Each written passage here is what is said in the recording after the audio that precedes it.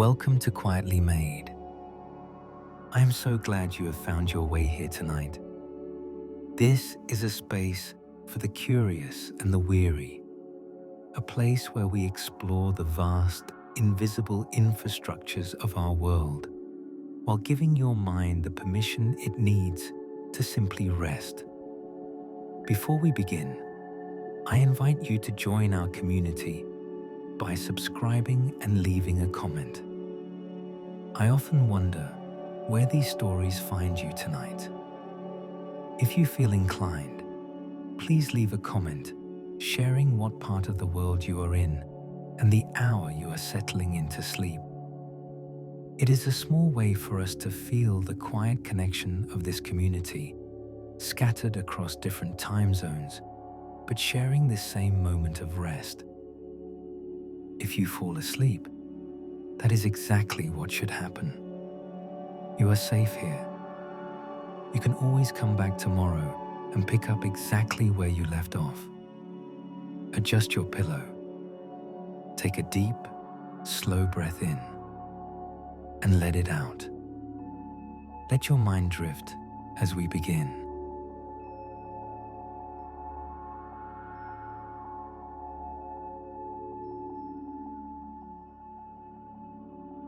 The first computers were isolated machines, filling entire rooms with vacuum tubes that glowed amber in the darkness, generating heat that required dedicated cooling systems to prevent failure.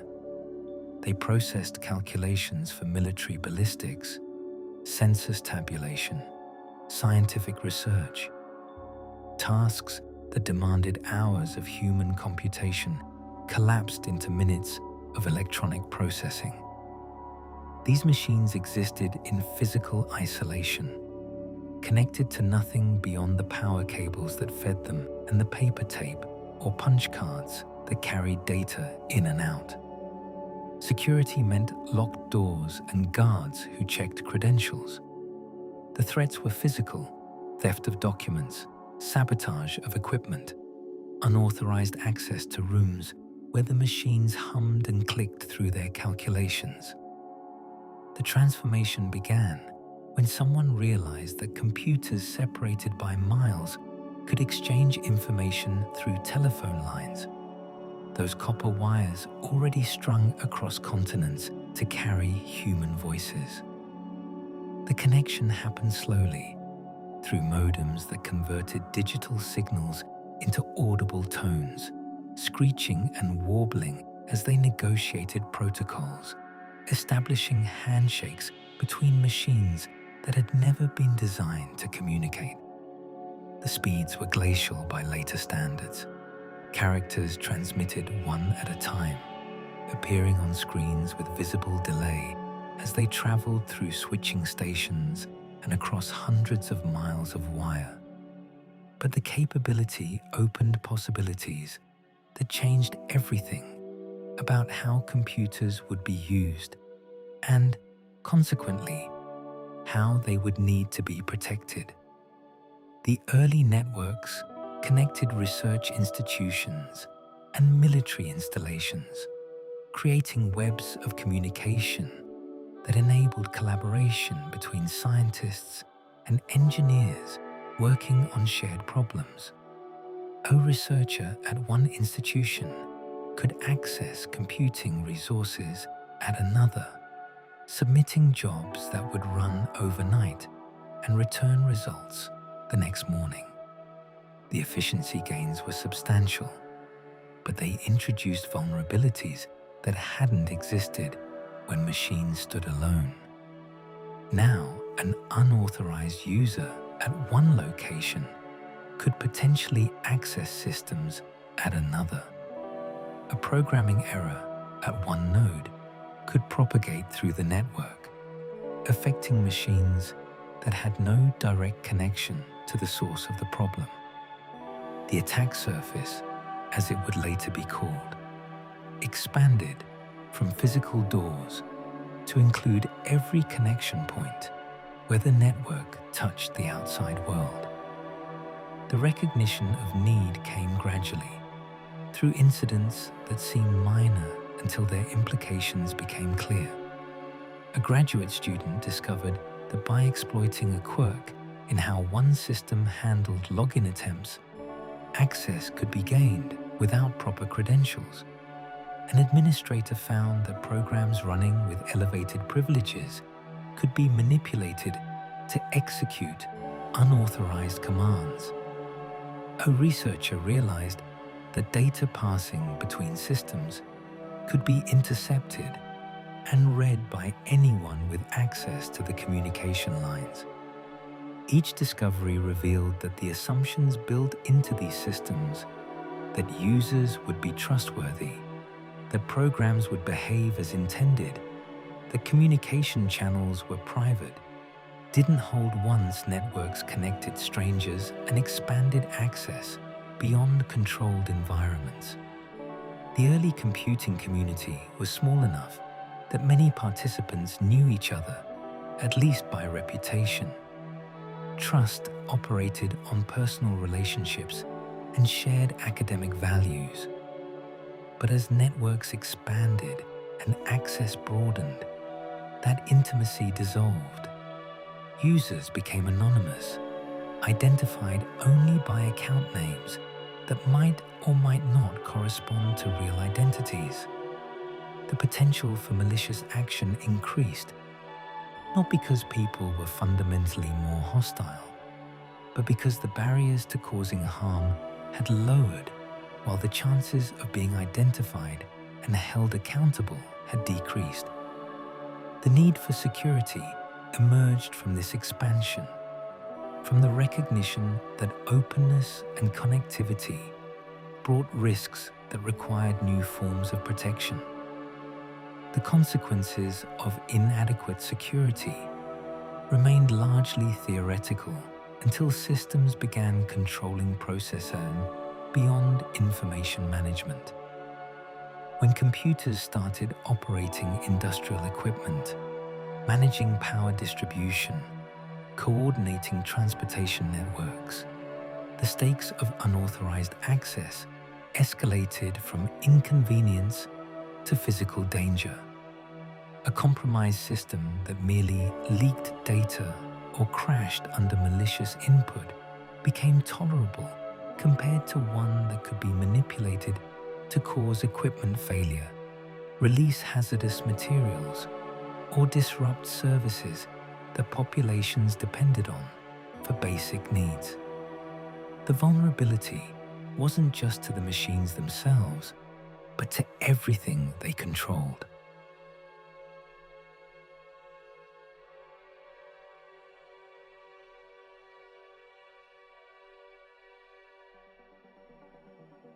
Financial systems moved onto computer networks, first for internal processing and eventually for customer access. The amounts of money represented in electronic form dwarfed what had ever existed in physical currency.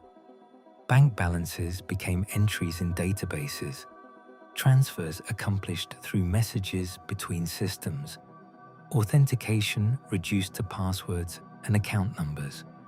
The motivation for attack shifted from curiosity and mischief to direct financial gain. Criminal enterprises recognized that penetrating these systems offered rewards vastly exceeding what traditional theft could accomplish, with lower physical risk and the possibility of operating from jurisdictions where prosecution was unlikely. Personal information accumulated in databases as organizations digitized their records and created systems to manage customer relationships, employee data, medical histories, financial records. The aggregation of this information created repositories, valuable not just to the organizations that collected it, but to anyone who might access it without authorization. Identity theft became possible at scales previously unimaginable. A single breach could expose data on millions of individuals, enabling fraud that would propagate through financial systems and credit agencies, causing damage that victims would spend years resolving. The value of data as a target grew in proportion to its concentration and the uses to which it could be put. Critical infrastructure, the systems that delivered electricity, treated water, coordinated communications, managed transportation, increasingly relied on networked computers for monitoring and control. The efficiency gains were undeniable, allowing operators to manage complex systems from centralized locations, responding to problems faster than was possible when everything required physical presence. But the network connections that enabled this convenience also created pathways for attack. An adversary with sufficient skill and determination could potentially manipulate systems from anywhere in the world, causing disruptions or damage without ever approaching the physical infrastructure itself. The threat landscape expanded beyond local criminals to include nation-states capable of sustained sophisticated operations. The need for cybersecurity emerged from this accumulation of dependencies and vulnerabilities. It wasn't a single problem, but a constellation of related challenges, protecting confidentiality of sensitive information, ensuring integrity of data and systems, maintaining availability of services that others depended on. The solutions would need to address technical vulnerabilities in software and hardware, human factors in how people use systems and responded to threats, and organizational policies about access control and incident response. The field that would develop to address these needs didn't exist yet in any formal sense. It would grow from the efforts of individuals who recognized the problems early and began developing defenses before most people understood that defenses were necessary. The first protections were adaptations of concepts from physical security, translated awkwardly into digital contexts. Just as buildings had locked doors that required keys, computer systems implemented login procedures that required credentials. Users needed account names and passwords, the former identifying who claimed to be accessing the system, the latter theoretically known only to that user, serving as proof of identity. The simplicity of this approach carried inherent weaknesses that wouldn't become fully apparent until adversaries had time to probe and exploit them. Passwords could be guessed, especially when users chose predictable combinations. They could be observed when entered. They could be shared deliberately or through social manipulation. The key metaphor suggested security, but the reality was far more fragile. Access control lists emerged as a mechanism to specify which users could perform which actions on which resources. Every file, every program, every system component could be associated with permissions that determined who could read it, modify it, execute it, or delete it. The concept seemed straightforward. Owners of resources should control who accessed them. But implementation revealed complexity. The granularity of control affected both security and usability. Too coarse, and users received more access than they needed, violating principles of least privilege. Too fine, and administration became overwhelming, creating opportunities for misconfiguration that could block legitimate access or inadvertently grant excessive permissions. Finding appropriate balance required judgment that varied by context and evolved as threats changed.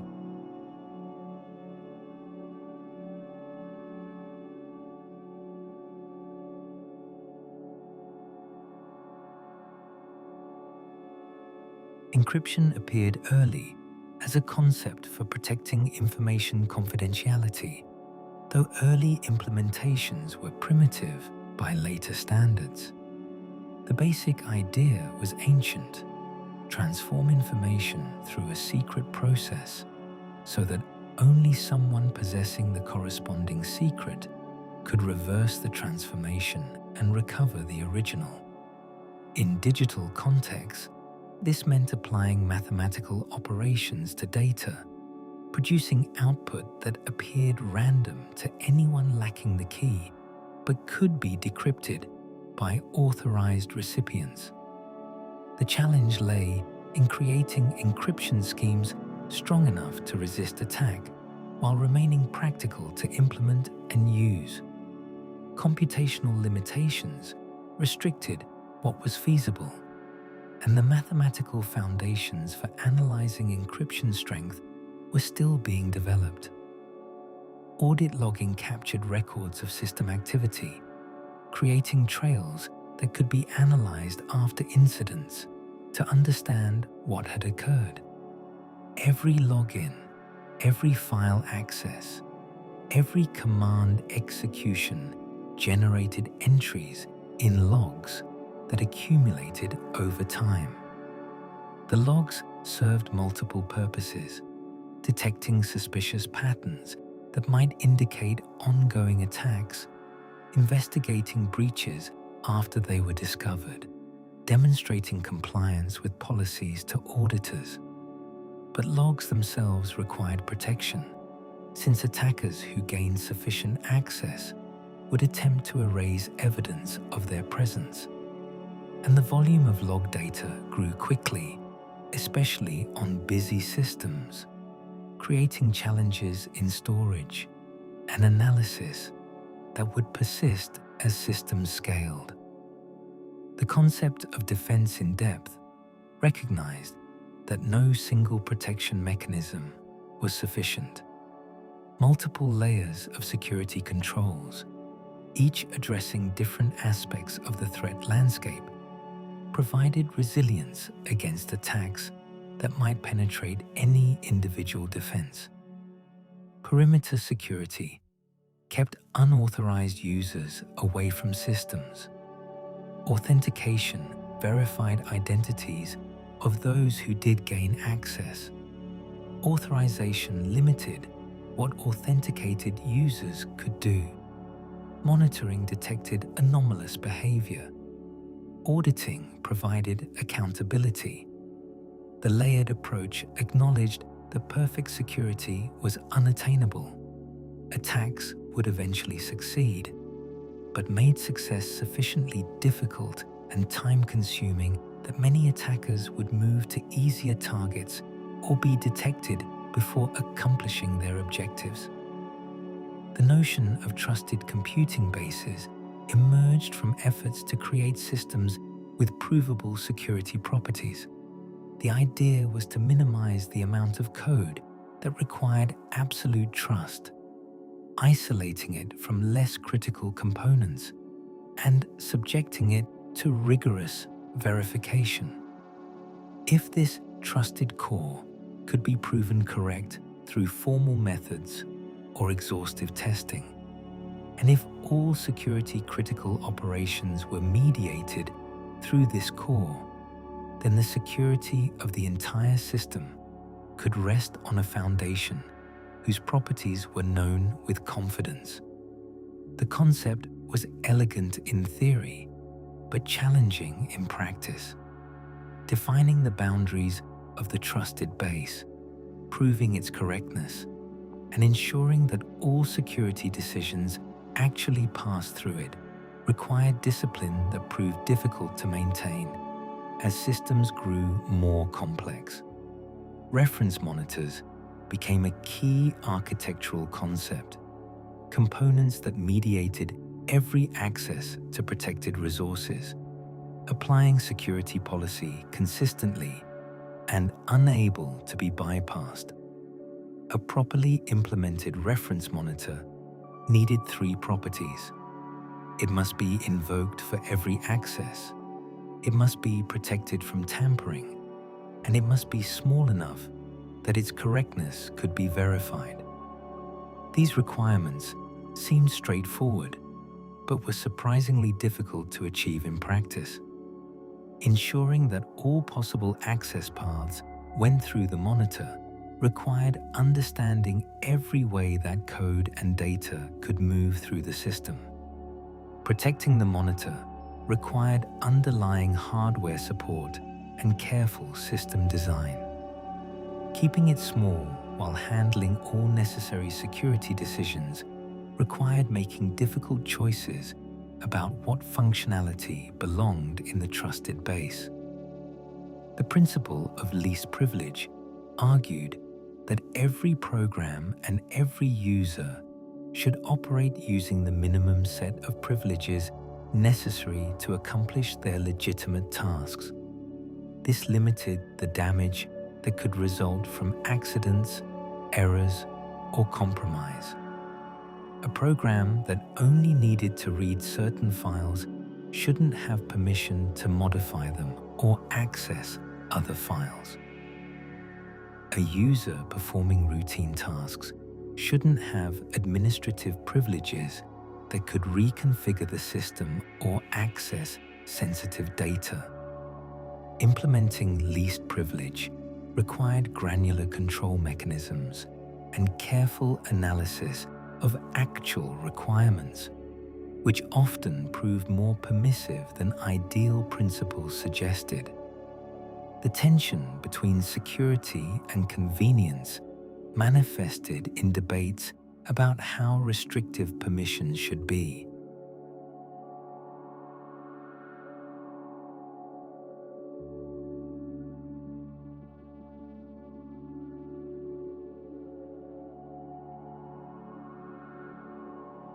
Compartmentalization extended the concept of least privilege by isolating different components and limiting communication between them. If different parts of a system operated in separate compartments with restricted ability to interact, then compromise of one compartment wouldn't necessarily lead to compromise of others. Military and intelligence systems employed this approach through classification levels and need-to-know restrictions, creating multiple security boundaries that attackers would need to penetrate. Commercial systems adopted similar concepts, isolating different applications or different security domains to prevent problems in one area from cascading. The challenge lay in defining compartment boundaries that balanced security benefits against operational needs for information sharing and coordination. The concept of security through obscurity, hiding details of system design on the assumption that attackers couldn't exploit what they didn't know about, emerged as a tempting but ultimately flawed approach. Keeping system details secret might slow down attackers who had to reverse engineer defenses, but it provided no protection against insiders who knew the details or determined adversaries who would invest time in discovery. Worse, it prevented independent security researchers from analyzing systems to find vulnerabilities, leaving unknown weaknesses in place until attackers discovered and exploited them. The alternative approach, designing security to remain effective even when details were public, required stronger cryptographic and architectural foundations, but proved more robust over time as systems faced determined adversaries. The catalogue of vulnerabilities grew as researchers and attackers explored system behaviors that designers hadn't anticipated or had dismissed as unlikely. Buffer overflows emerged as a class of programming errors where input longer than expected could override adjacent memory, potentially allowing attackers to inject and execute arbitrary code. The vulnerability existed because programming languages commonly used for system development provided no automatic bounds checking on array operations, leaving responsibility for validation to programmers who sometimes made mistakes or didn't anticipate all possible inputs. A single unchecked buffer in a privileged program could provide a pathway to complete system compromise. Race conditions revealed that the timing of operations mattered in ways that created security vulnerabilities. When one program checked permissions on a file and then opened it based on that check, an attacker might substitute a different file between the check and the open, gaining access to resources they shouldn't have. The window of vulnerability lasted only fractions of a second, but automated attacks could exploit such windows reliably by repeated attempts or by manipulating system scheduling. These time of check to time of use vulnerabilities demonstrated that security decisions needed to be atomic and that systems needed to maintain consistent security state across operation sequences that appeared to humans as single actions. Input validation failures created entire categories of vulnerabilities as attackers discovered they could supply malformed data that systems would process in unintended ways. Special characters that had meaning to command interpreters could be embedded in input fields, causing systems to execute attacker-controlled commands. Format strings that specified how data should be displayed could be crafted to read or write arbitrary memory locations. XML and HTML parsers could be manipulated to include external files or execute scripts. Each input mechanism, each parser, each interpreter represented a potential attack surface where insufficient validation might allow malicious input to affect system behavior in security-relevant ways. Privilege escalation techniques accumulated as attackers found ways to leverage limited access into more complete control. A user account with minimal privileges might exploit a vulnerability in a system program that ran with elevated privileges, inheriting those privileges for malicious purposes. Configuration errors that granted excessive permissions to system files or directories could be leveraged to modify security-critical components. Design flaws in authentication or session management could allow impersonation of more privileged users. The pattern repeated across different systems and contexts. Initial compromise through any available vulnerability, followed by exploration and exploitation to expand control until attackers achieved whatever level of access their objectives required.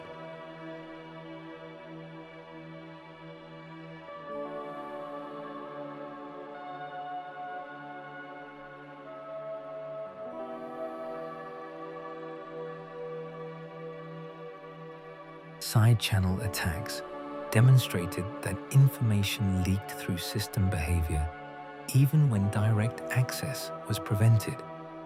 Timing measurements could reveal details of cryptographic operations, allowing recovery of secret keys through statistical analysis of how long different operations took. Power consumption patterns during computation provided similar information. Electromagnetic emissions from hardware could be captured and analyzed to reconstruct processed data. Even the sounds made by mechanical components or cooling fans could carry information about system state. These attacks worked because physical implementations had properties beyond the abstract logical operations they performed, and those physical properties correlated with sensitive information in exploitable ways. The tools available to both defenders and attackers accumulated in parallel. Each advance in defensive capability eventually met by corresponding advances in attack techniques. Network scanners automated the process of identifying systems and probing them for known vulnerabilities, reducing what had required hours of manual work to minutes of automated scanning. Intrusion detection systems monitored network traffic and system logs for patterns associated with known attacks, generating alerts when suspicious activity appeared. Vulnerability scanners tested systems against databases of known weaknesses, helping administrators identify and remediate problems before attackers could exploit them. Each tool represented accumulated knowledge about security threats and defensive measures, encoded in software that could be deployed widely. The underground economy for security vulnerabilities and exploitation tools developed alongside legitimate security research. Previously unknown vulnerabilities, called 0 days because no patch had existed for any duration, had significant value to attackers who wanted to compromise systems before defenses could be deployed. Markets emerged where these vulnerabilities could be sold, sometimes to security researchers or vendors who would develop patches, sometimes to intelligence agencies who would exploit them for espionage or other purposes, sometimes to criminal enterprises who would use them for fraud or extortion. The prices reflected the severity and prevalence of vulnerable systems, creating financial incentives for discovering and weaponizing security flaws.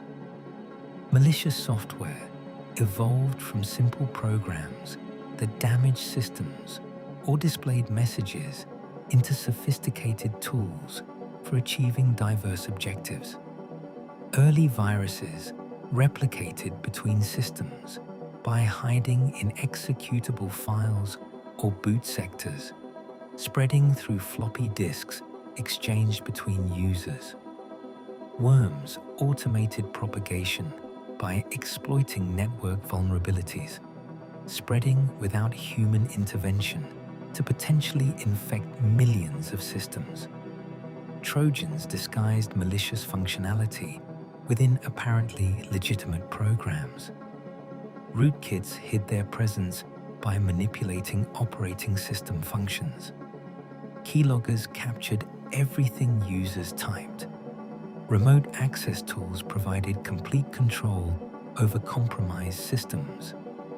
The diversity reflected the range of attacker motivations and technical capabilities. Botnet construction demonstrated how attackers could leverage many compromised systems for coordinated action. Individual computers infected with malware could be controlled remotely, forming networks of thousands or millions of machines that could be directed to perform tasks simultaneously. These botnets enabled distributed denial of service attacks that overwhelmed targets with traffic from many sources, making defense difficult because legitimate and attack traffic arrived from the same infected systems that normally accessed services. They provided platforms for sending spam email at volumes that exceeded what any individual attacker could generate. They served as proxies for hiding the true source of attacks. The value of compromised systems shifted from the information they contained to their utility as platforms for further malicious activity. The expertise required for successful attacks initially served as a barrier that limited who could pose serious threats. Early attackers needed programming skills, understanding of system internals, knowledge of network protocols. But as tools accumulated and knowledge spread, the barrier lowered. Point-and-click attack tools automated exploitation of common vulnerabilities. Malware could be purchased as services, with developers selling access to botnets or custom Trojans to customers with minimal technical knowledge. Online communities shared techniques and tools, providing tutorials that enabled less skilled individuals to launch attacks that would have required significant expertise in earlier periods. The democratization of attack capability meant that defenders needed to protect against a much larger population of potential adversaries.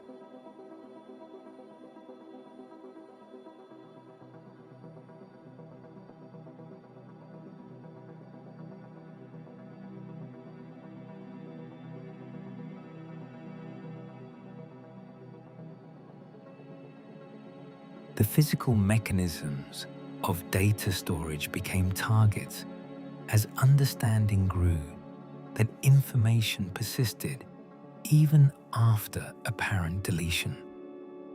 Magnetic media retained traces of previous contents, patterns of magnetization that didn't completely erase when new data overwrote old.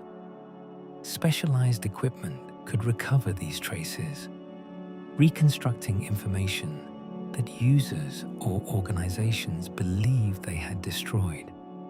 The discovery led to development of secure deletion methods that overwrote data multiple times with specific patterns designed to eliminate residual magnetization.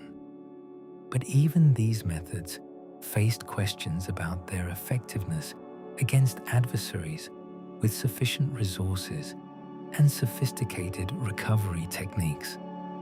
Physical destruction through shredding or incineration became the only method that provided complete confidence. Memory chips presented similar challenges because their electrical properties carried information about previous states. RAM that supposedly lost contents when power disappeared could sometimes be frozen rapidly enough that charges persisted briefly, allowing extraction of data that should have been ephemeral.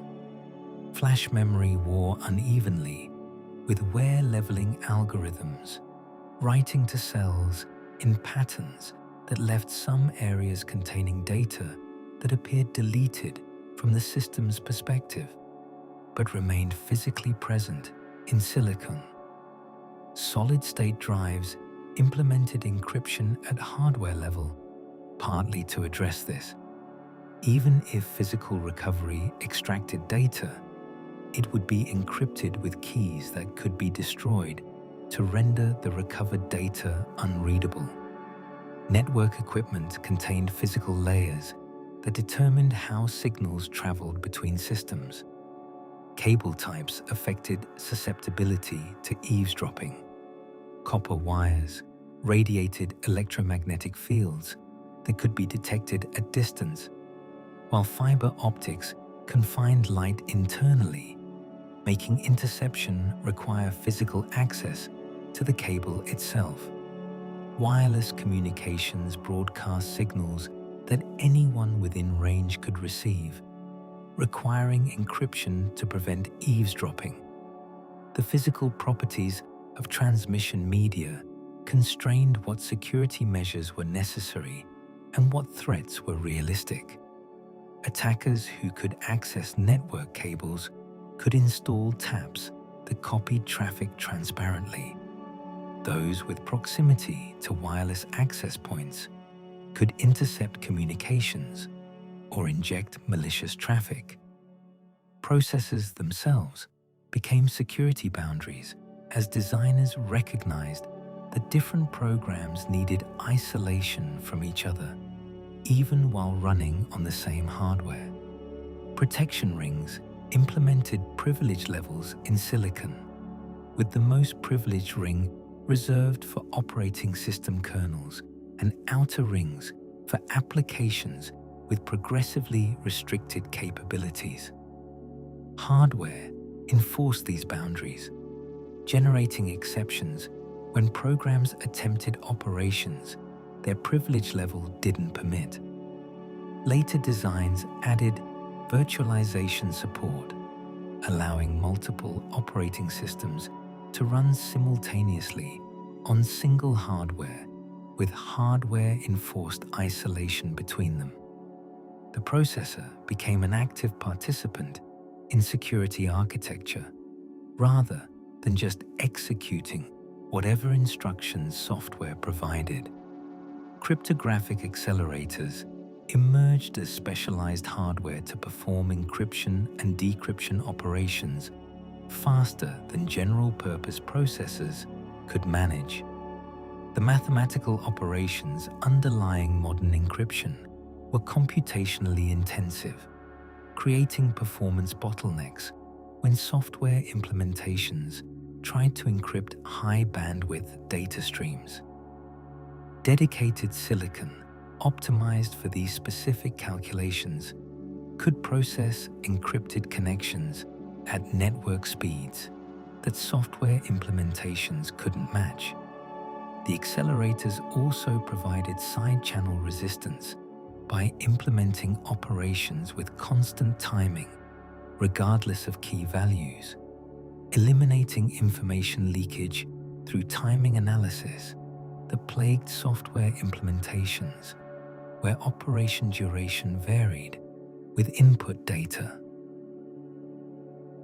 Trusted platform modules appeared as dedicated security chips on motherboards, providing hardware roots of trust independent of main system processors and memory. These chips contained cryptographic keys burned into hardware during manufacturing, keys that couldn't be extracted even with physical access to the chip. They provided secure storage for encryption keys and credentials, secure generation of random numbers for cryptographic operations, and attestation capabilities that could cryptographically prove what software was running on a system. The separation of security functions into dedicated hardware meant that compromise of the main operating system didn't necessarily compromise the keys and security state protected by the TPM.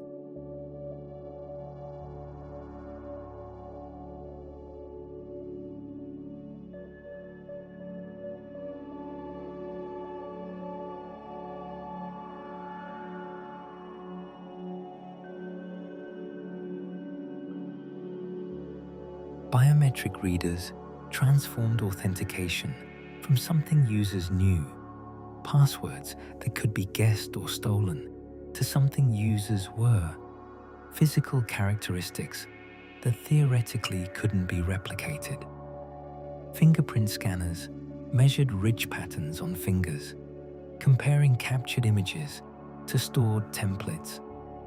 Iris scanners analyzed patterns in eye structures.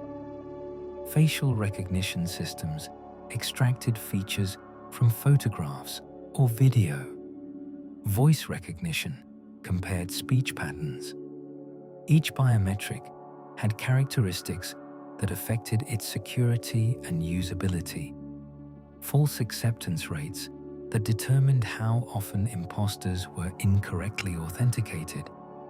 False rejection rates that determined how often legitimate users were incorrectly denied access, susceptibility to spoofing through photographs or recordings or artificial replicas. Hardware security modules designed for high-security environments provided tamper-resistant enclosures containing cryptographic processors and secure key storage. Physical intrusion attempts triggered erasure of sensitive material before attackers could extract it. Temperature sensors, voltage monitors, and electromagnetic shielding protected against attacks that tried to induce errors or read internal state through side channels. These modules performed sensitive operations, signing transactions, generating keys, decrypting data, in protected environments where even administrators of connected systems couldn't access the cryptographic material directly. They represented the highest level of hardware security available for commercial applications, approaching standards originally developed for military and intelligence use. The supply chain for hardware components became recognized as a security concern when incidents demonstrated that compromises could be introduced during manufacturing or distribution. Components might be modified to include additional functionality that bypassed security controls or exfiltrated sensitive information. Counterfeit chips might replace authentic components, lacking security features or containing deliberate backdoors. Even packaging and shipping represented opportunities for tampering. The distributed nature of modern manufacturing, with components sourced from multiple countries and assembled through complex logistics chains, made verification of authenticity and integrity challenging. Organizations with high security requirements developed procurement processes that included inspection and testing beyond what manufacturers provided. Physical access controls around facilities housing critical systems recognized that all digital security measures could be bypassed by someone with direct physical access to hardware. Locked server rooms with limited key distribution, biometric access controls requiring multiple factors, video surveillance recording everyone who entered sensitive areas, visitor logs and escort requirements, tamper evidence seals on equipment enclosures.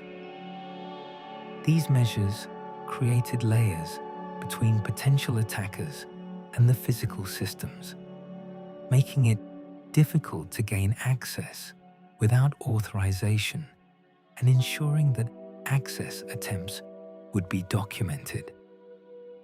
The combination of physical and digital security created defense in depth, where breaching one layer didn't provide sufficient access to compromise systems completely. The proliferation of incompatible security mechanisms across different systems created inefficiencies that drove efforts toward standardization. Each vendor had implemented authentication differently, using proprietary protocols and data formats. Organizations with diverse equipment faced challenges integrating security across platforms, often maintaining separate account databases and authentication systems for different product families. The administrative burden grew with every new system added. Users struggled with multiple passwords for different services. The situation was untenable for environments that needed unified security policies and centralized management. Authentication protocols emerged as early targets for standardization efforts.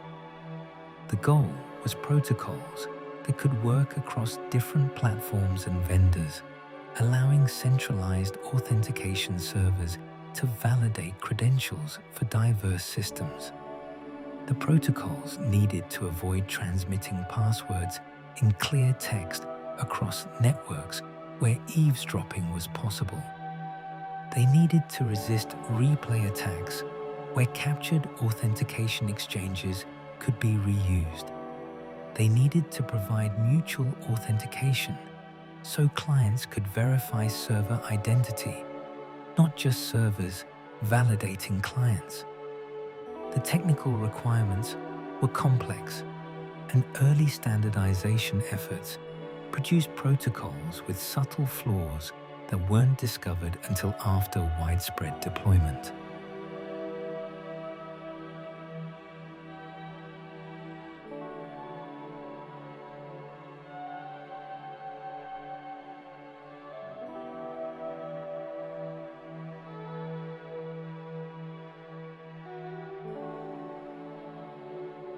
Cryptographic standards required even more careful development because mathematical weaknesses in encryption algorithms could undermine security across all systems using them. Standardization bodies convened experts to evaluate proposed algorithms, analyzing them for vulnerabilities and assessing their performance characteristics. The process included public competitions where researchers worldwide attempted to break candidate algorithms, with survivors gaining confidence through this adversarial scrutiny. Standards specified not just algorithms, but key lengths, initialization procedures, modes of operation, and proper implementation practices. The documentation needed to be precise enough that independent implementations would be compatible and secure. Certificate authorities and public key infrastructure provided standardized mechanisms for establishing trust in digital communications. The problem they addressed was how parties who had never interacted before could establish secure communications without pre-shared secrets. Public key cryptography provided the mathematical foundation: encryption with one key, decryption with another, making it possible to publish encryption keys while keeping decryption keys private. But this required confidence that published keys actually belonged to claimed owners. Certificate authorities acted as trusted third parties who verified identities and signed certificates binding public keys to identified entities. The hierarchical trust model meant that trust in root certificate authorities cascaded to all certificates they signed. Security information and event management systems required standardized log formats to aggregate and analyze data from diverse sources. Every firewall, intrusion detection system, server, and application generated logs in formats specific to their manufacturers. Extracting meaning from this flood of data required either writing custom parsers for each format or standardizing on common formats that all systems could produce. The standards specified field names, data types, encoding methods, and severity levels. They provided taxonomies for event categories and structured ways to represent network addresses, timestamps, and user identities. Standardization enabled automated analysis tools that could correlate events across systems to detect patterns invisible when examining any single log source. Vulnerability disclosure standards addressed the tension between security researchers who discovered flaws and vendors whose products contained those flaws. Early practices varied wildly.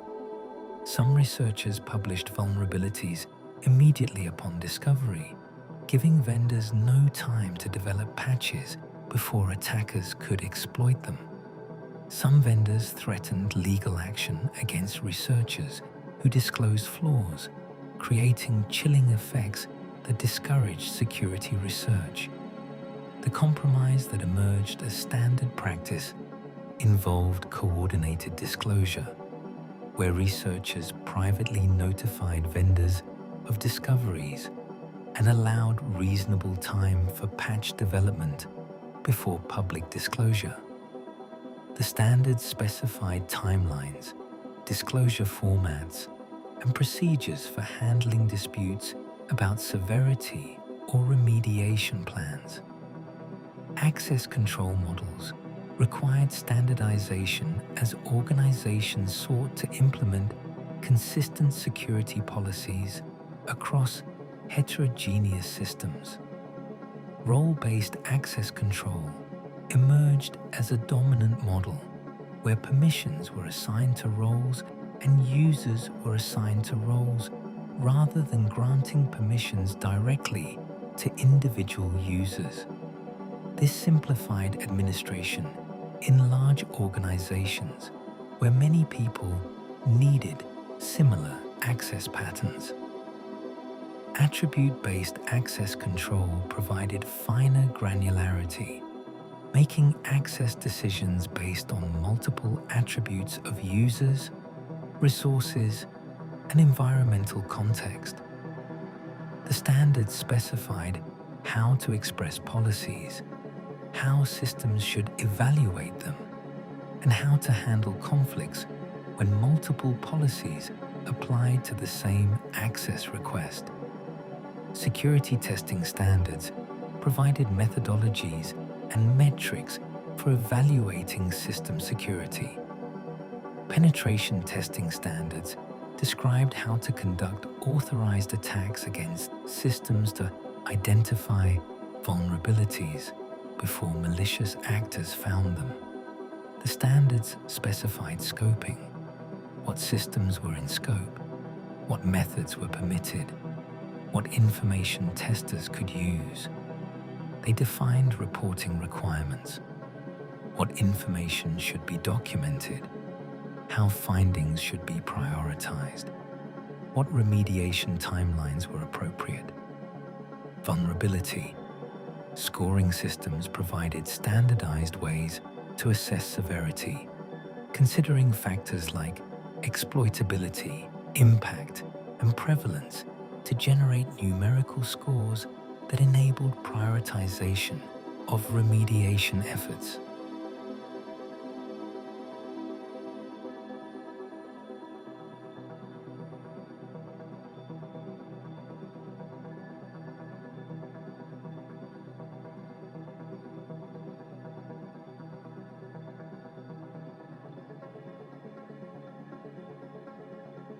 Incident response. Standards codified best practices for detecting, analyzing, containing, and recovering from security breaches. They specified organizational structures, who should be on incident response teams, what authority they should have, what communication channels should exist.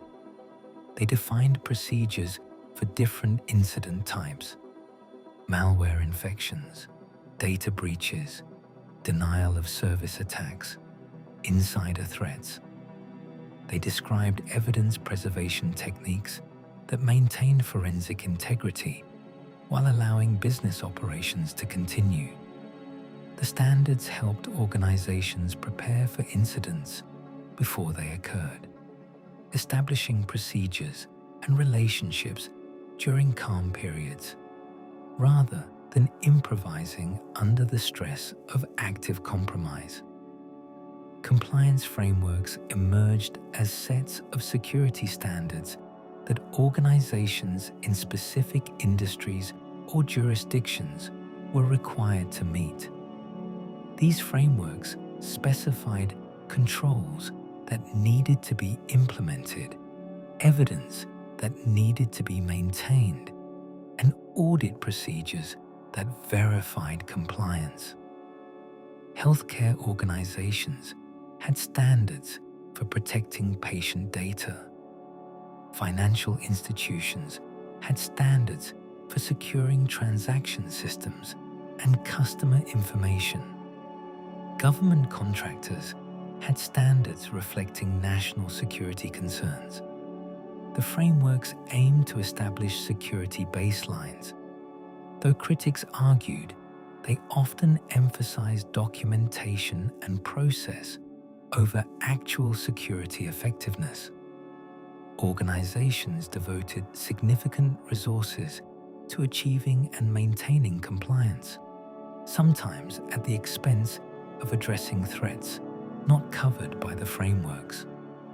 The boundary between personal and professional computing dissolved gradually as mobile devices capable of accessing corporate systems became ubiquitous.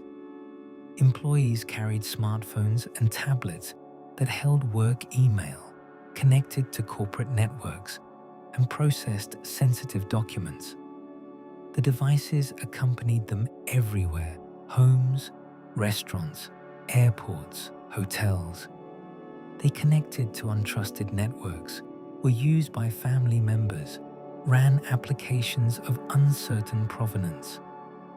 Organizations lost the physical security boundaries that had protected desktop computers locked in office buildings. Security policies struggled to adapt to users who demanded mobile access while maintaining protection appropriate for sensitive information, now accessible from devices beyond organizational control.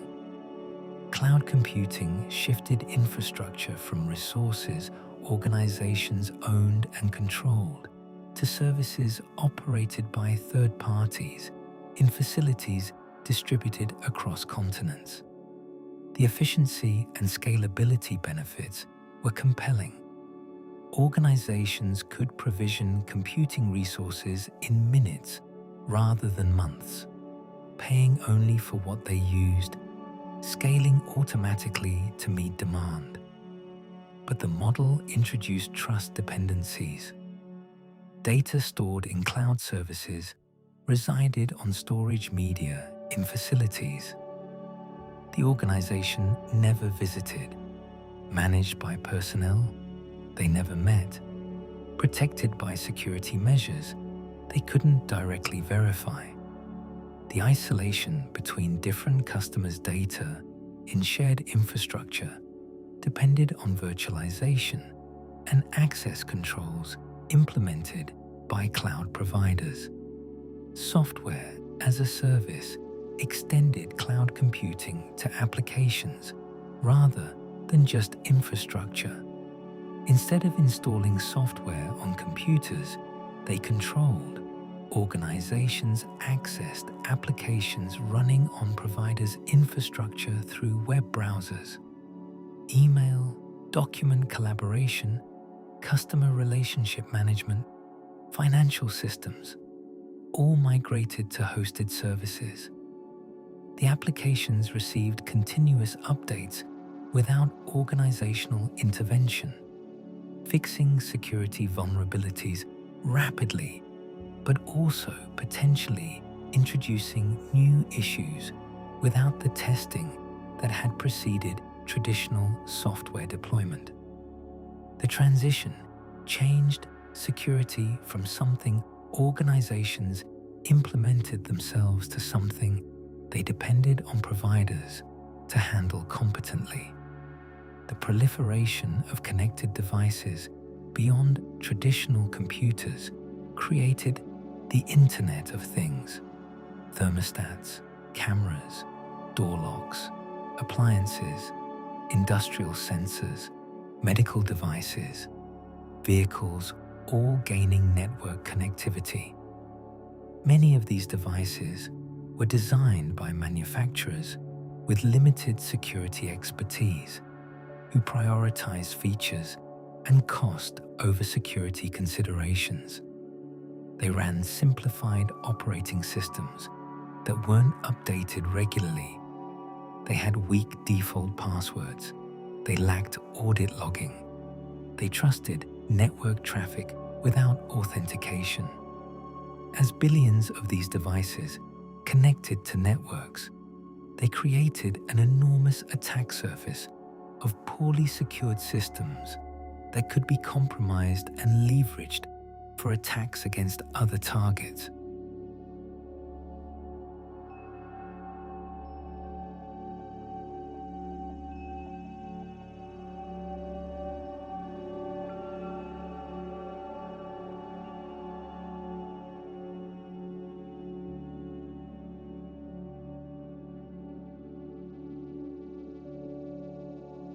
The transition to encrypted communications happened incrementally until it became default for most internet traffic. Websites that handled sensitive information had long used encryption, but the computational overhead made it impractical for routine traffic. As processors became faster and encryption algorithms more efficient, the cost dropped to negligible levels. Privacy concerns following revelations about mass surveillance created pressure for ubiquitous encryption.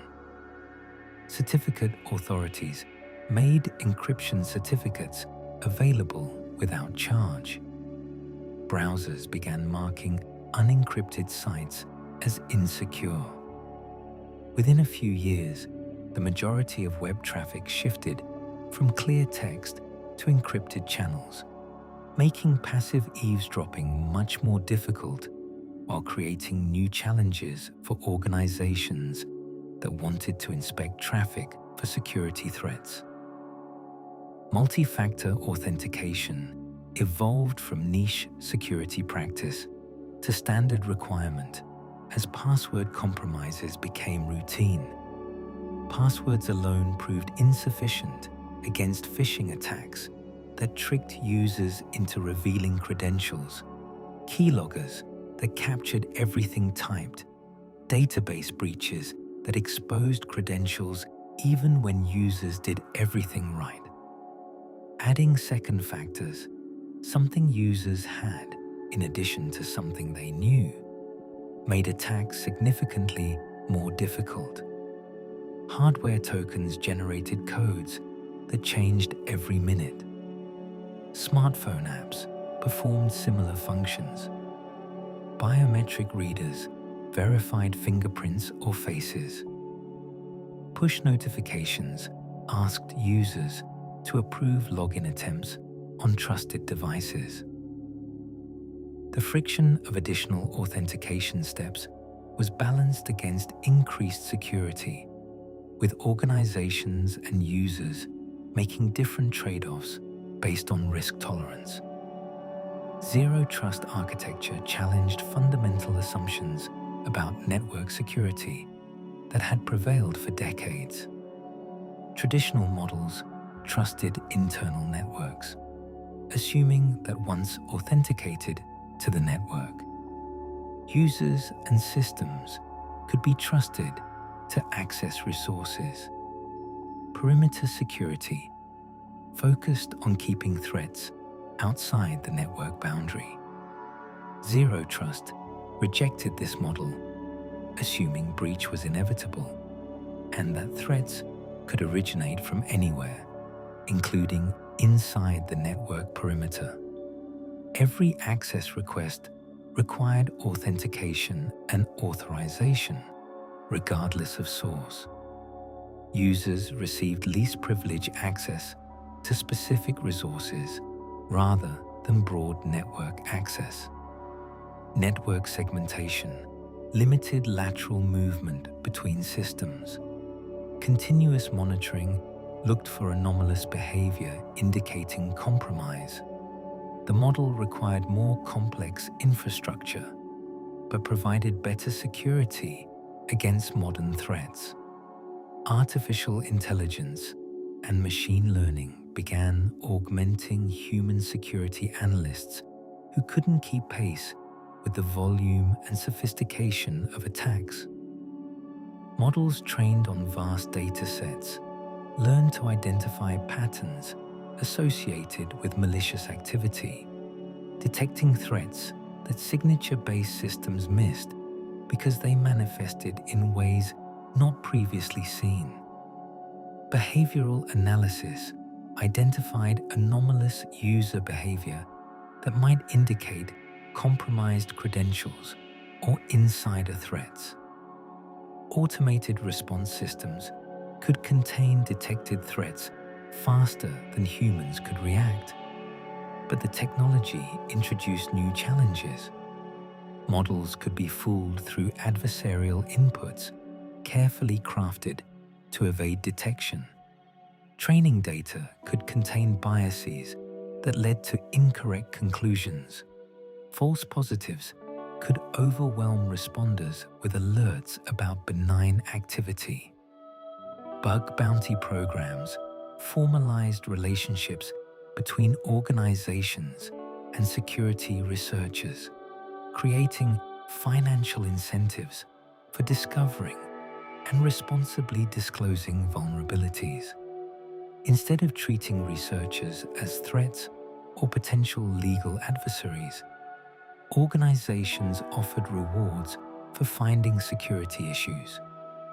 The program set rules for acceptable research methods, specified what systems were in scope, and offered payment scales based on vulnerability severity.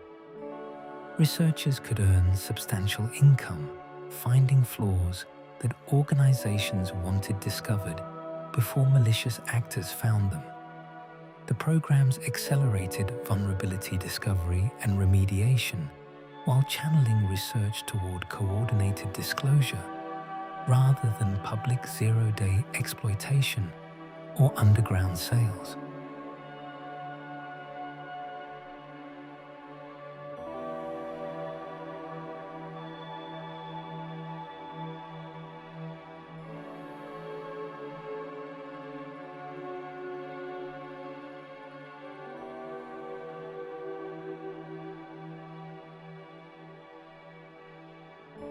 Supply chain security emerged as a critical concern as organizations recognized that their security depended not just on systems they directly controlled, but on all the hardware and software components those systems incorporated. Software libraries and frameworks pulled in dependencies that themselves had dependencies, creating complex trees where a vulnerability in any component could compromise applications that used it. Hardware components could contain backdoors or counterfeits. Development tools could be compromised to inject malicious code into everything they built. Service providers could be attacked as stepping stones to access customer systems. Security required vetting entire supply chains, monitoring for compromises in dependencies, and maintaining ability to respond when vulnerabilities were discovered in components that organizations didn't directly control. The backbone networks that carried internet traffic between continents became both critical infrastructure requiring protection and potential points of vulnerability where adversaries with sufficient capability could conduct surveillance or disruption. Undersea cables stretching thousands of miles across ocean floors carried the vast majority of intercontinental data, each cable consisting of fiber optic strands no thicker than human hairs, yet capable of transmitting terabits of information per second. The physical security of these cables depended on their location in deep water, where access required specialized equipment. But landing stations where cables reached shore represented concentration points where interception was feasible for adversaries with resources and motivation. Internet exchange points, where networks interconnected to exchange traffic, concentrated enormous data flows into facilities that became attractive targets. A single building might house equipment through which a substantial fraction of a region's internet traffic passed. Physical security at these locations involved multiple layers: perimeter fencing, security guards, biometric access controls, video surveillance, equipment cages accessible only to authorized personnel. But the concentration created systemic risk. Natural disasters, power failures, or deliberate attacks affecting a major exchange point could disrupt connectivity for millions of users. Redundancy through multiple exchange points in different locations provided resilience, but with corresponding increase in infrastructure complexity and cost. Domain name system infrastructure translated human-readable names into numeric addresses that routed traffic to destinations. This translation happened continuously for every connection, making DNS infrastructure essential for internet functionality. The distributed hierarchy of DNS servers created resilience. No single point of failure could disable the entire system, but individual DNS servers could be attacked or compromised, allowing adversaries to redirect traffic intended for legitimate destinations to malicious sites. DNS security extensions added cryptographic signatures to DNS responses, allowing validation that answers came from authoritative sources and hadn't been modified in transit. Deployment of these extensions happened gradually, with portions of infrastructure remaining vulnerable. Content delivery networks distributed copies of popular content to servers geographically near users, reducing latency and bandwidth consumption on backbone networks. The distribution also provided security benefits. Attacks targeting content needed to overwhelm multiple distributed locations rather than single origin servers. But CDNs became part of the attack surface when adversaries found vulnerabilities in their operation. Compromising a CDN could allow serving malicious content to all users who accessed cached resources. The trust users placed in fast content delivery through CDNs created opportunities for attackers who could inject themselves into the distribution chain. Certificate transparency logs provided public, append-only records of SSL certificates issued for domain names, allowing domain owners to monitor for unauthorized certificates that could be used for interception. Certificate authorities were supposed to verify domain ownership before issuing certificates, but breaches of certificate authorities or compromised validation processes had resulted in fraudulent certificates being issued. The transparency logs created accountability. Unauthorized certificates would be visible in the logs, allowing detection and revocation. But the system required active monitoring by domain owners, and not all organizations had processes in place to watch for and respond to unauthorized certificate issuance.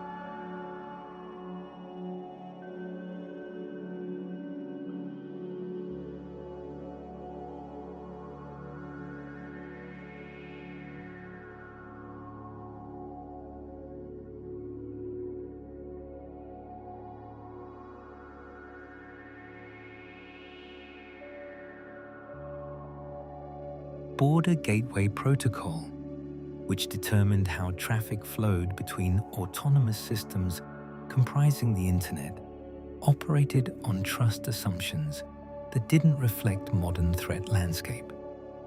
Networks announced what address ranges they were authoritative for, and other networks generally accepted these announcements without cryptographic verification. This enabled route hijacking, where malicious networks could announce routes for address space they didn't own, attracting traffic intended for other destinations. The traffic could be intercepted, modified, or simply dropped, enabling espionage, manipulation, or denial of service.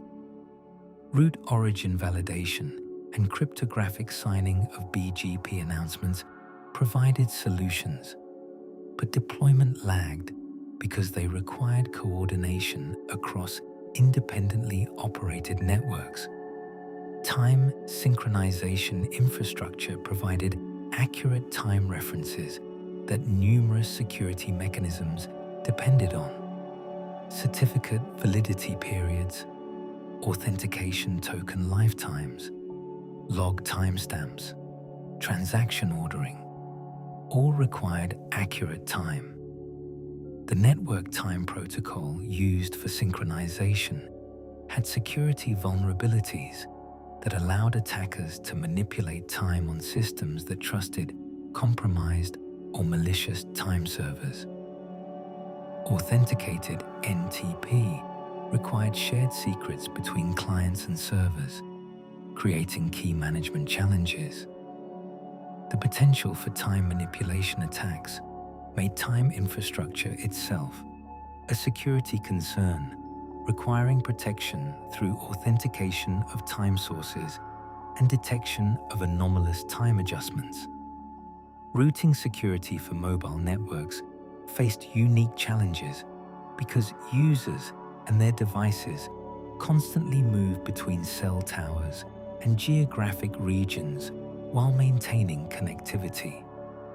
The signaling protocols that managed handoffs between towers and authenticated devices to networks had vulnerabilities that enabled surveillance and interception. Location privacy suffered because network infrastructure necessarily tracked where devices were to route traffic to them. International roaming introduced trust dependencies on foreign networks whose security practices and legal constraints might differ from users' home countries. The mobile infrastructure that enabled ubiquitous connectivity created new attack surfaces beyond those facing traditional wired networks. Software update infrastructure became a critical security component as systems increasingly depended on receiving patches for vulnerabilities discovered after deployment. The update mechanisms themselves required protection. Compromised update servers or man-in-the-middle attacks during update downloads could allow distribution of malicious software to large populations of systems. Cryptographic signatures on updates verified they came from legitimate publishers and hadn't been modified. But the signing keys required extreme protection, since their compromise could enable attacks at massive scale.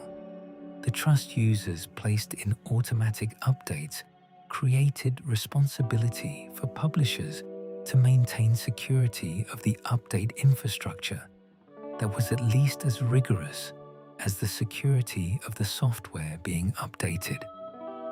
Backup and disaster recovery infrastructure held copies of critical data and system configurations that could be used to restore operations after incidents. The backup systems required security commensurate with the primary systems they protected. Compromised backups could serve as paths to access sensitive information or as targets for destruction by attackers seeking to prevent recovery. Backup retention policies balanced storage costs against recovery needs, but they also had security implications. Longer retention meant more copies of sensitive data existing in more places over longer time periods. Shorter retention limited ability to recover from incidents not immediately detected. Encryption of backups protected data at rest, but introduced key management challenges, where loss of encryption keys meant permanent loss of backup data. The borderless nature of digital networks created jurisdictional complexities that legal and regulatory frameworks struggled to address. An attacker in one country could compromise systems in dozens of other countries while routing traffic through infrastructure in yet other jurisdictions to obscure their location. The evidence of attacks resided in log files scattered across multiple countries, each with different laws about data access, privacy, and law enforcement cooperation. Prosecution required coordination between jurisdictions with different legal standards for what constituted criminal activity, what evidence was admissible, and what penalties were appropriate. The technical capability to attack globally far exceeded the capability of legal systems to respond effectively.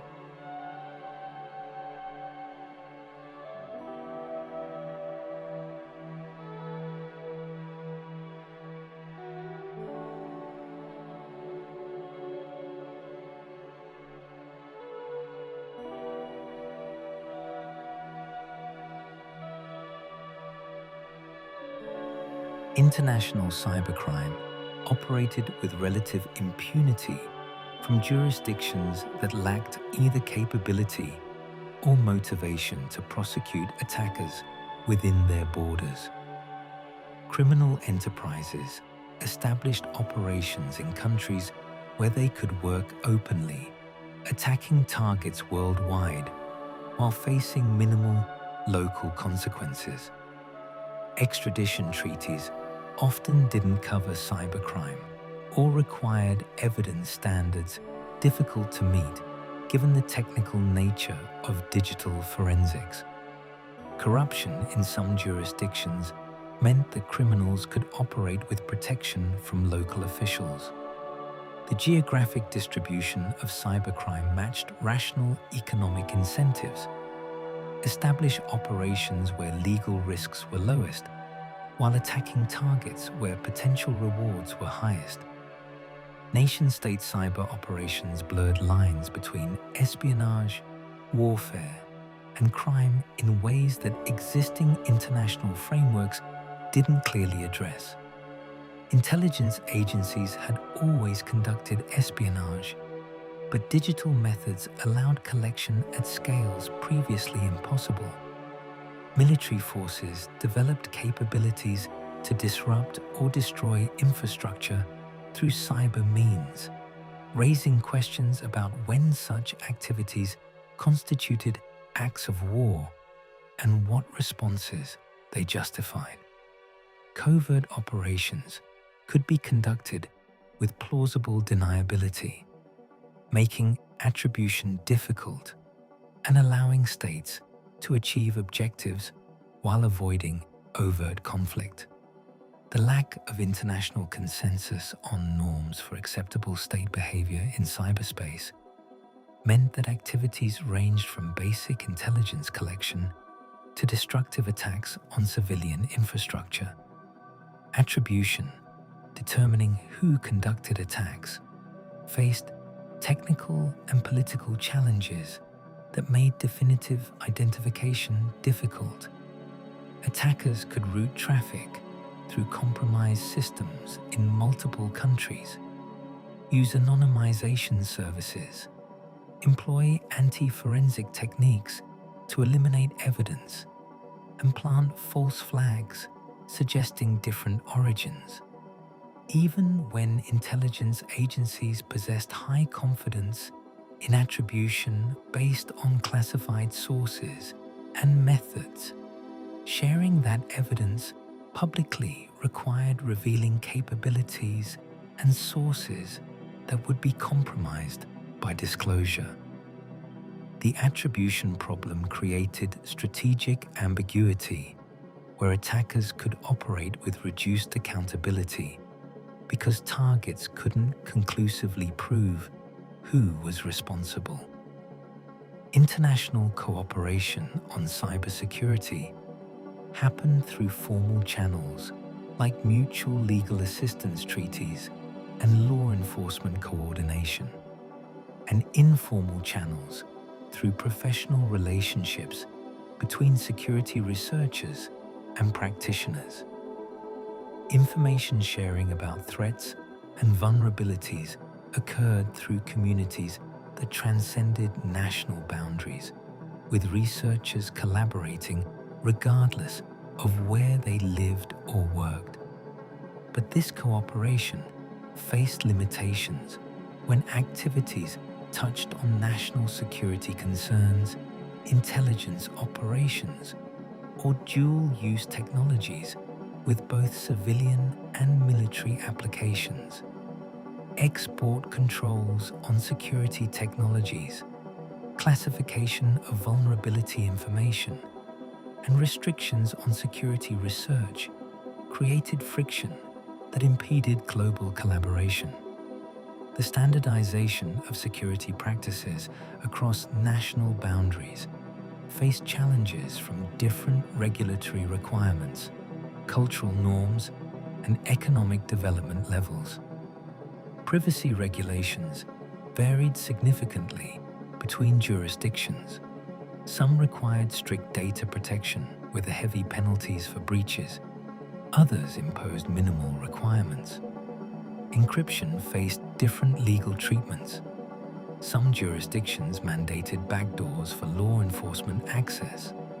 Others protected strong encryption as enabling privacy rights. Security researchers faced legal risks that varied by location. Activities legal in some countries could be prosecuted as crimes in others. Organizations operating globally needed to navigate this patchwork of requirements while maintaining security sufficient for their most stringent jurisdiction. Language barriers complicated global security collaboration, despite English serving as lingua franca for much technical communication. Vulnerability disclosures, security advisories, threat intelligence reports all needed translation to reach practitioners worldwide. Subtle technical details could be lost or distorted in translation.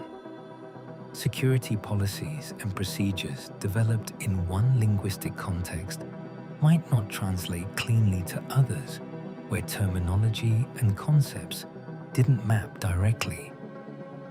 Automated translation tools helped, but couldn't fully bridge gaps in technical vocabulary and cultural context. The most security-critical organizations maintained multilingual capabilities, but smaller entities often lacked resources for comprehensive translation.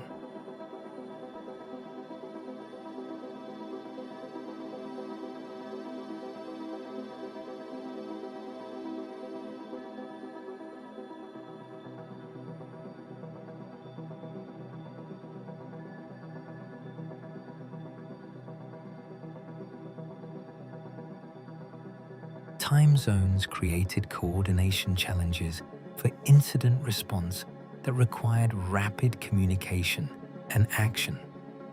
A breach detected in one region during business hours might occur overnight for responders in other time zones who needed to be contacted for access to systems or expertise.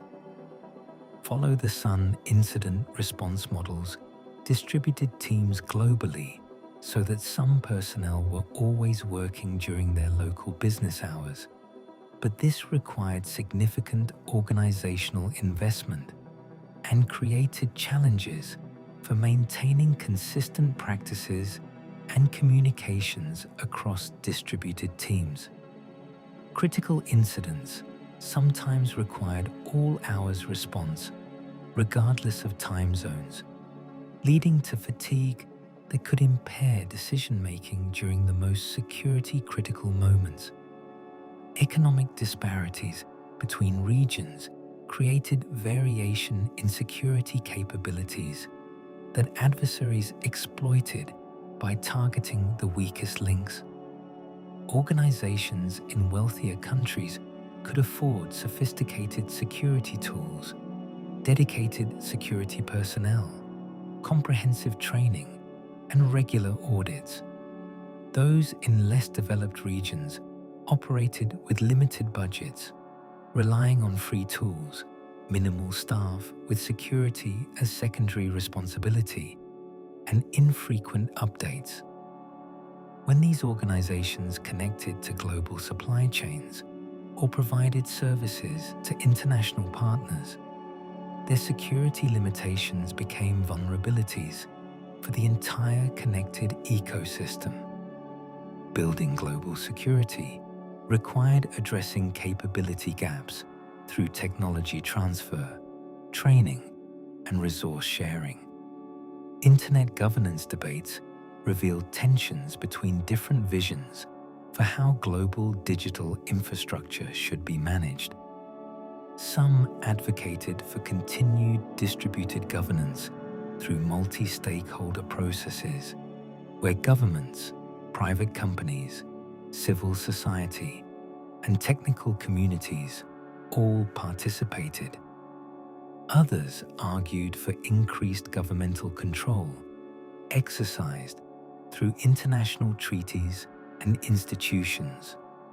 Questions about who could access what information, what content should be permitted, how disputes should be resolved, and who bore responsibility for security reflected deeper disagreements about sovereignty, freedom, and control in digital spaces. These debates shaped the technical infrastructure through policy choices about standards, protocols, and acceptable uses. The tension between security and privacy manifested in debates about surveillance capabilities and encryption. Law enforcement and intelligence agencies argued that strong encryption impeded investigations into serious crimes and national security threats. They advocated for mechanisms allowing lawful access to encrypted data with appropriate oversight. Privacy advocates countered that any such mechanism would create vulnerabilities that malicious actors would exploit, that strong encryption protected everyone from criminals and authoritarian regimes, and that privacy was a fundamental right not to be compromised for investigative convenience. The technical community largely agreed that secure backdoors were mathematically infeasible. Any mechanism for lawful access could be reverse engineered or exploited to provide access to anyone who discovered it. The ethics of security research raised questions about responsible discovery and disclosure of vulnerabilities. Finding security flaws required probing systems in ways that could be indistinguishable from malicious hacking. Demonstrating vulnerabilities often required proof-of-concept exploits that could be weaponized by others. Publishing research enabled defenders to protect themselves, but also educated attackers. Researchers needed to balance advancing security knowledge against potential harm from disclosure. Different communities developed different norms. Some published openly and immediately, believing sunlight was the best disinfectant. Others practiced responsible disclosure with vendor coordination. Still others advocated for limited disclosure that proved vulnerability existence without providing details, enabling exploitation. The morality of offensive cyber capabilities divided those who saw them as legitimate tools of national defense and those who viewed them as inherently destabilizing. Governments developed capabilities to penetrate foreign networks for intelligence collection and to conduct destructive attacks if needed. Proponents argued these capabilities were no different in principle from conventional military forces, tools held in reserve for use under appropriate circumstances with proper authorization. Critics argued that the covert nature of cyber operations, difficulty of attribution, potential for collateral damage affecting civilian infrastructure, and lack of established norms distinguishing acceptable from unacceptable conduct made offensive cyber capabilities uniquely dangerous. The development of cyber arsenals created security dilemmas where each nation's defensive investments were perceived as offensive threats by others.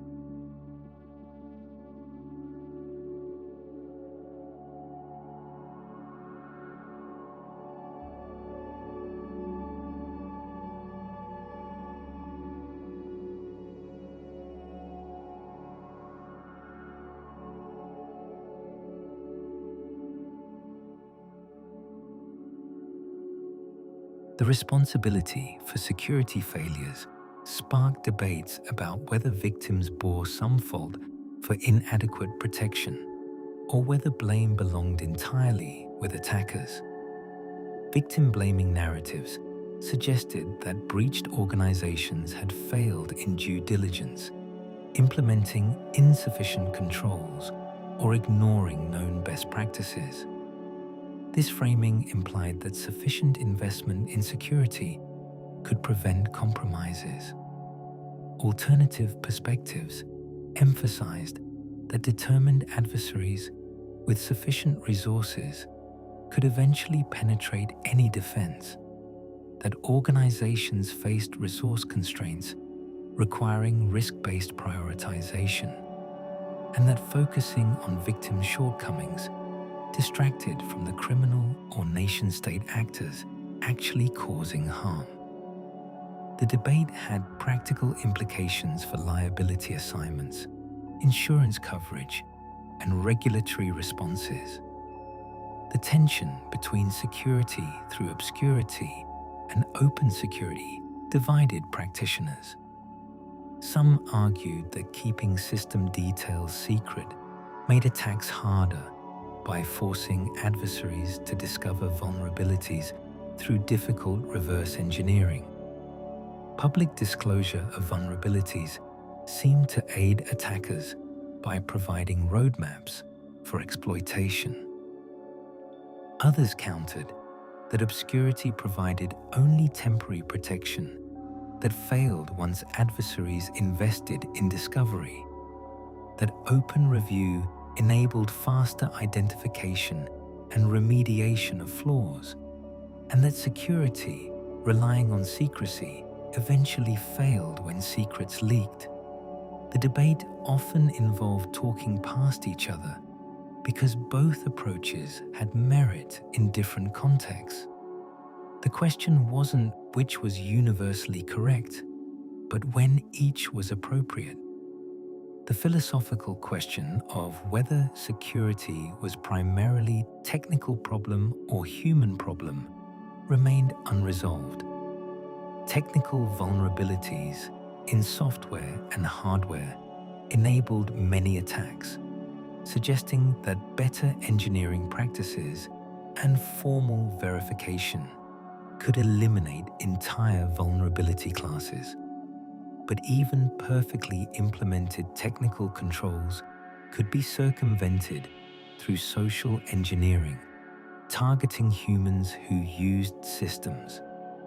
Phishing attacks that tricked users into revealing credentials or installing malware succeeded not through technical exploitation, but through psychological manipulation. The conclusion that emerged was that security required both technical and human elements. Neither was sufficient alone, and focusing exclusively on either dimension left critical gaps.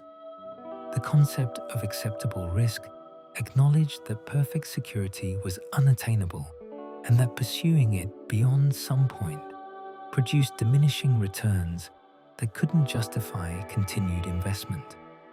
Every security measure had costs: financial expenditure, usability impacts, performance overhead, operational complexity. Organizations needed to assess threats, evaluate their risk tolerance, and implement controls proportionate to the risks they faced. But determining what risk level was acceptable involved value judgments about what losses were tolerable, what probabilities were significant, and what resources should be devoted to mitigation versus other organizational priorities.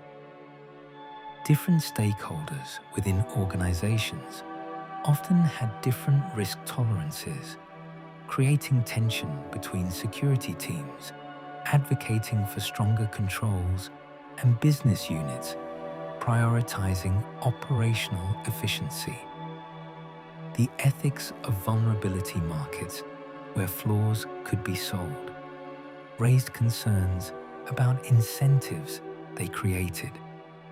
Legitimate bug bounty programs paid researchers to disclose vulnerabilities to vendors who would fix them.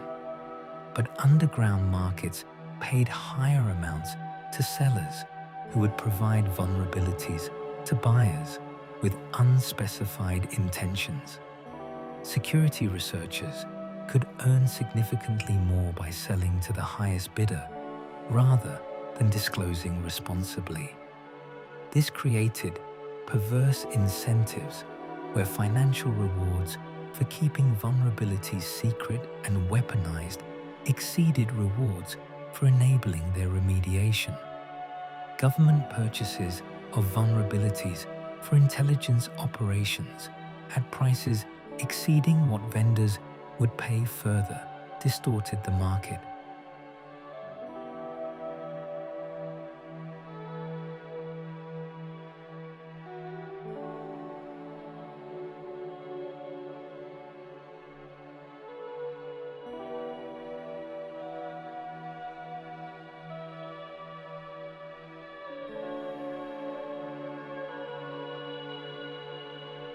The debate about attribution standards for cyber attacks involved balancing confidence requirements against timely response needs.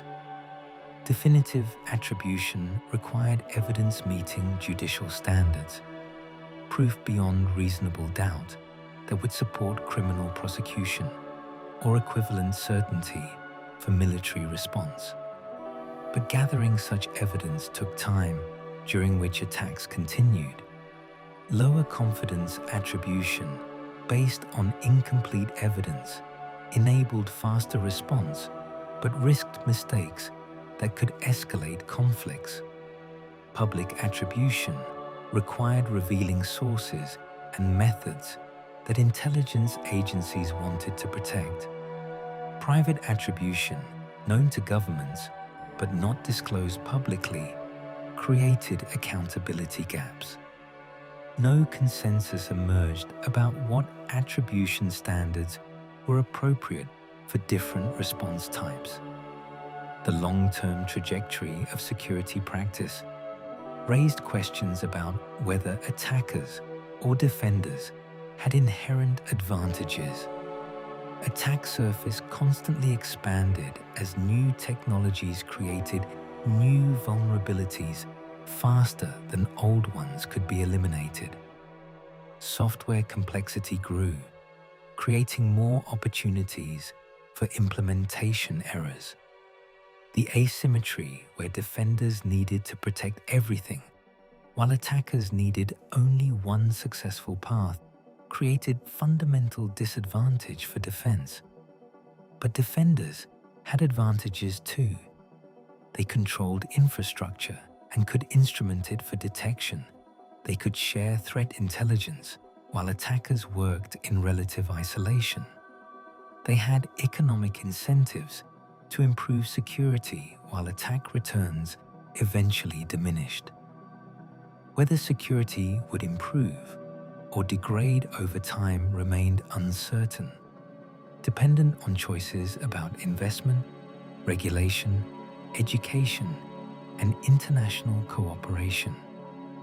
The trajectory of computing pointed toward environments where billions of devices would be embedded in physical infrastructure, vehicles, appliances, and even human bodies, creating attack surfaces vastly exceeding anything that existed when security practices were established. Medical implants that regulated heart rhythms or delivered medications could be accessed wirelessly for legitimate monitoring and adjustment. But those same communication channels could theoretically be exploited to cause harm. Industrial control systems managing power grids, water treatment, manufacturing, and transportation would become increasingly networked to enable efficiency and remote management, creating pathways for attacks that could cause physical damage and endanger lives. The challenge wasn't just protecting information anymore. It was ensuring that compromised systems couldn't be weaponized to cause kinetic effects. Quantum computing promised to revolutionize certain types of calculation, including the mathematical problems underlying current cryptographic systems.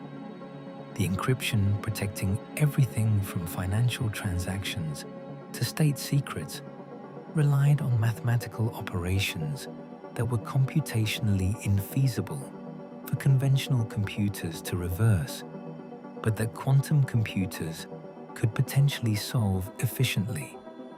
This created a timeline problem. Data encrypted today using vulnerable algorithms could be captured and stored by adversaries, then decrypted once quantum computers became available.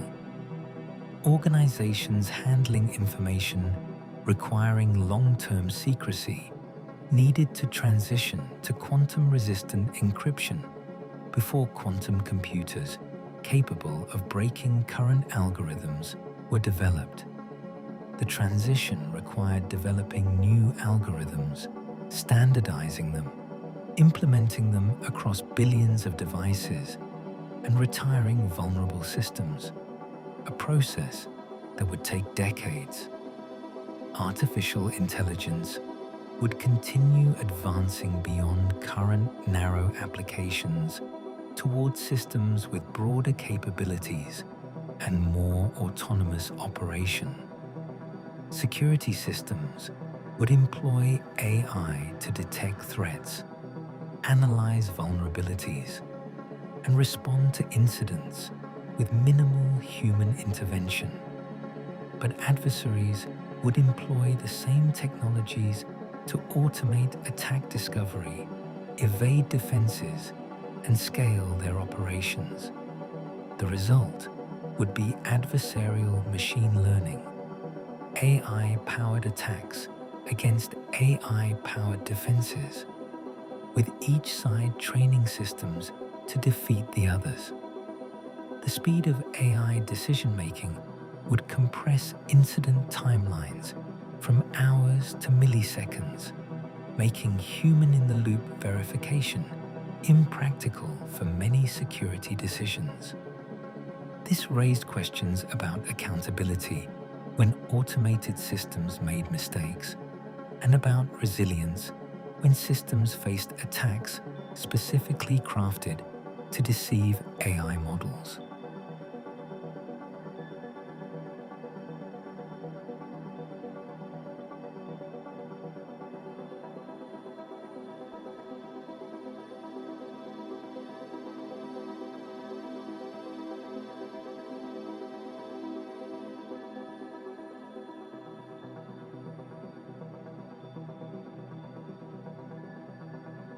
biometric authentication would become more sophisticated and ubiquitous as sensors improved and processing capabilities increased. Continuous authentication systems would monitor users throughout sessions, rather than just at login, detecting anomalies suggesting credential theft or account takeover. Behavioral biometrics would analyze typing patterns, mouse movements, gait, and other behavioral characteristics unique to individuals. DNA sequencing could provide ultimate biometric identification, though with serious privacy implications. But advancing biometrics would face advancing spoofing techniques, deepfakes that could fool facial recognition, synthetic fingerprints that could defeat touch sensors, AI-generated behavioral patterns that mimicked legitimate users. The arms race between authentication and impersonation would continue escalating. Privacy-enhancing technologies would need to advance to prevent mass surveillance, even as computing power increased and data collection became more comprehensive. Homomorphic encryption allowed computation on encrypted data without decrypting it, enabling cloud services to process information without accessing its contents. Zero-knowledge proofs let parties prove statements were true without revealing underlying information. Secure multi-party computation enabled collaborative analysis across data sets without any party exposing their data to others. Differential privacy added carefully calibrated noise to data sets, enabling statistical analysis while protecting individual privacy.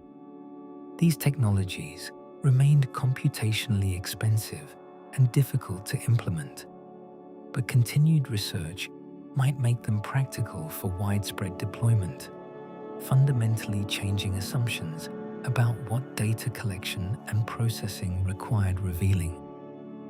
The professionalization of cybersecurity would continue as organizations recognized that security required dedicated expertise, rather than being something everyone could handle as secondary responsibility. Certification programs, degree programs, and career paths would formalize knowledge and provide standards for evaluating competence. The field would subdivide into specializations: network security, application security, cloud security, incident response, security architecture, governance, and compliance.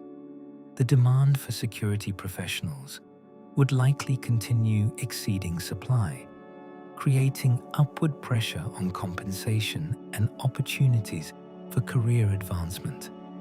But the field would also need to address diversity problems, with women and minorities underrepresented in security roles, limiting the perspectives brought to security challenges. Regulation would likely increase as governments responded to high-profile breaches and growing recognition that market forces alone wouldn't produce adequate security. Mandatory breach notification laws already existed in many jurisdictions, requiring organizations to disclose compromises. Security standards might become legal requirements rather than voluntary best practices. Liability frameworks could shift to hold software publishers and service providers accountable for security failures. Privacy regulations would continue evolving to address new technological capabilities and changing social norms.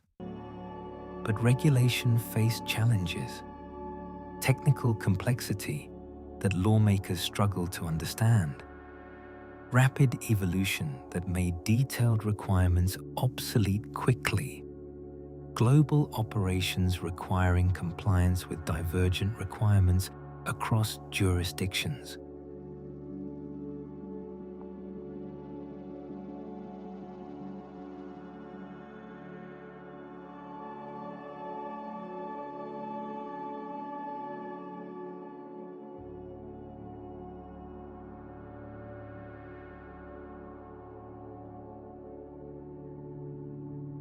The insurance industry would continue developing cyber insurance products that transferred some financial risk from organizations to insurers.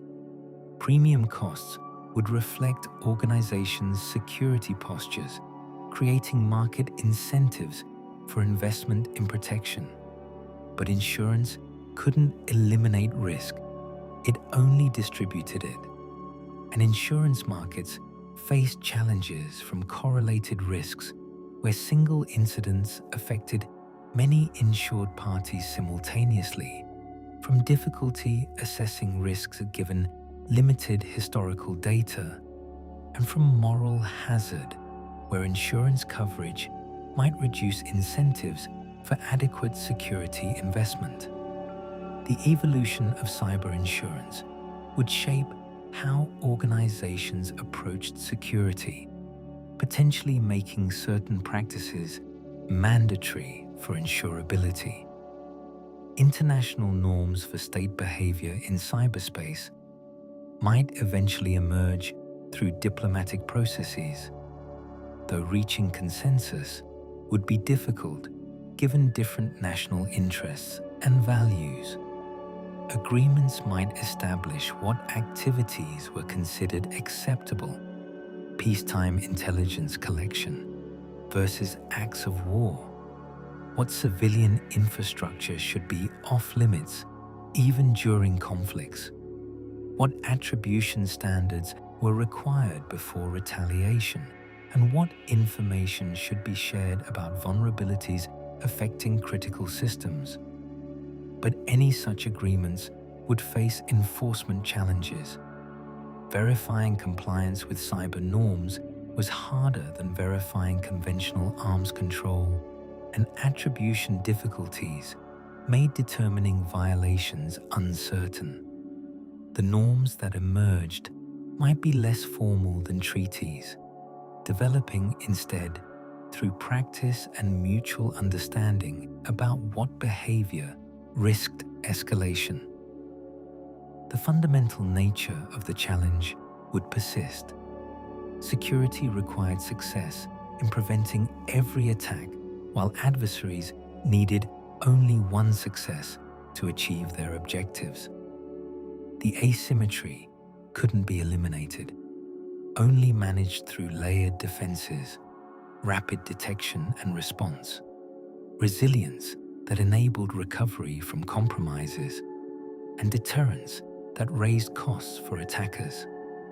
The field would continue evolving, with new technologies creating new vulnerabilities and new defensive capabilities in endless cycle. The dream of perfect security would remain elusive, giving way to pragmatic recognition that security was ongoing process rather than achievable state.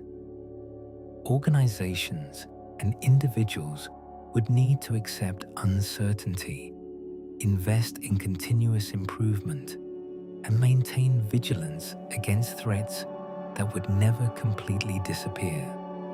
The hidden history of cybersecurity would continue being written, its chapters shaped by choices not yet made about how humanity would protect the digital systems on which modern civilization increasingly depended.